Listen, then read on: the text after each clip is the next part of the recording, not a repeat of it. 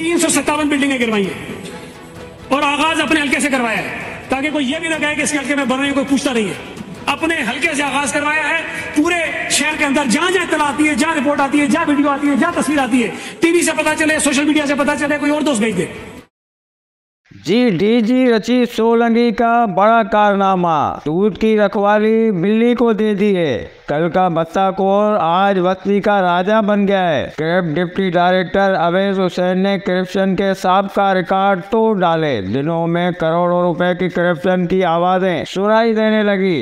अवैध हुसैन ने नाज़िमाबाद में गैर कानूनी तामीरात का ठेका राजा नामी शख्स को दे दिया है।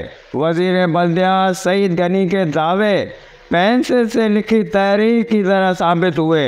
357 बिल्डिंगें गिरवाई हैं और आगाज अपने हल्के से करवाया है। बिलागाई में गैर कानूनी तामीरात धरने से जारी है, जिसकी मिसाल प्लाट नंबर C24 जिस पर गैर कानूनी ग्राउंड प्लस 4 बार रूम तामीर हो रहे हैं। इसके अलावा प्लाट नंबर A475 पर गैर कानूनी सरफरोश डाला जा रहा है। फावसूख जरा से मालूम हुआ है कि A475 से अवैध हुसैन ने बीटर राजा के जरिए 25 लाख रुपए रिश्वत ली है और प्लाट नंबर C24 से 1,25,00,000 रुपए रिश्वत ली है। प्राइवेट बीटर राजा अवैध हुसैन के आशीर्वाद से गुज़िश्ता 6 माह से नाज़िमाबाद का क्रिप्ट सिस्टम चला रहा है। जिला बस्ती में ज़हीर उस्ताद की करप्शन के बाद अवैध हुसैन ने अपनी करप्शन शुरू कर दी है। ज़राए के मुताबिक कुछ रोज में नाज़िमाबाद से करोड़ों रुपए की करप्शन की गई है। ज़राए से यह भी मालूम हुआ है कि अवैध हुसैन की भारी पर्ची से डीजी रचित सोलंकी दब गए।